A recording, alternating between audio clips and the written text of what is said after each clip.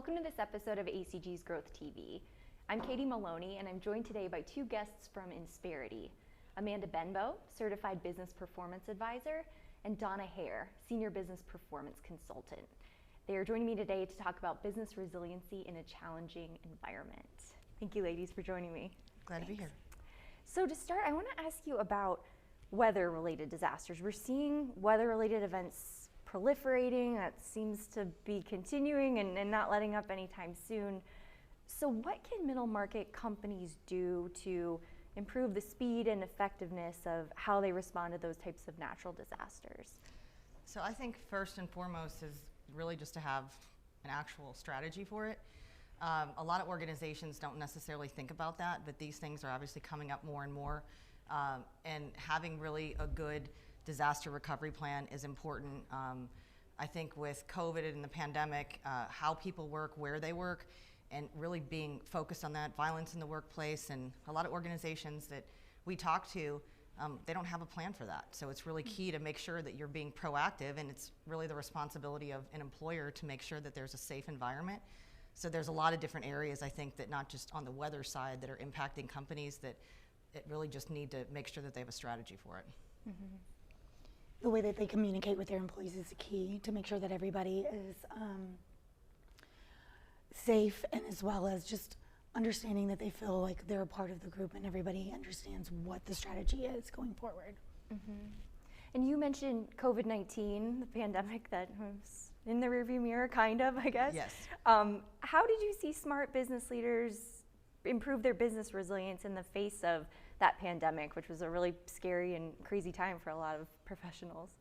Yeah, I think resiliency is a key takeaway from it. No one expected the pandemic to happen, nor did anyone expect it to last as long as it did, but it taught organizations to be really mindful of that.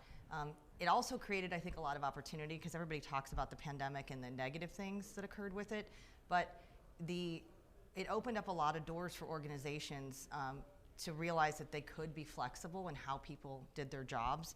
And a lot of studies, we're kind of swinging back now towards people going back to work, but there's a lot of studies that have indicated that people are more productive at home. It depends on the environment, obviously, but it also opened up the talent pool, because organizations that were regionally focused, you saw a lot of people that were migrating out of these urban areas. That still continues to be the case, but it also opens up talent pool. And so when organizations are thinking about their DE&I strategy, having an ability to not just tap into one market can actually be a competitive advantage and actually lower your labor costs, because you're not necessarily paying the New York wage if you hire somebody in central Missouri and you get the same talent. So there's opportunity there. Sure. Anything you'd add, Amanda? No, it's just, having that flexibility and having, again, back to the strategy of understanding what your workforce should look like, and now the flexibility that COVID has provided, for sure. Absolutely. Mm-hmm. And we started out by talking about how to respond to a crisis. How does remote work impact businesses' ability to respond to crises effectively, and does that positively or negatively affect their agility?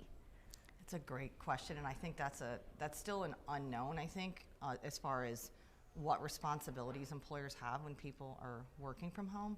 I think having how you communicate, so the alerts and things like that. Like in our organization, we had significant investment in those areas. So on a yearly basis, we would have these alerts that would send if there was an emergency or whatever. And in Houston, we had Harvey, which was crazy. Yeah. And we had multiple hurricanes. I remember early in my career, us boating payroll to clients, literally 15 years ago, because we said we'd never miss a payroll, and we never did, which was awesome. But we had helicopters and boats, and we were like, we're gonna get there somehow. It's like the post office, always deliver.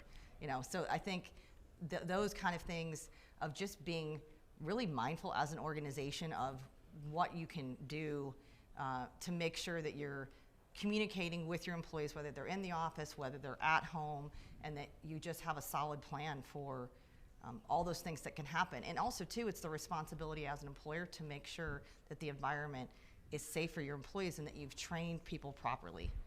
So there's a lot to unpack, I think, with the working from home environment, because obviously the employer doesn't control that. Mm-hmm. Right. Nothing to add to that one. Yeah. No, thank you both for joining me on Growth TV. This has been great. Absolutely. Thank you so much. Thank you.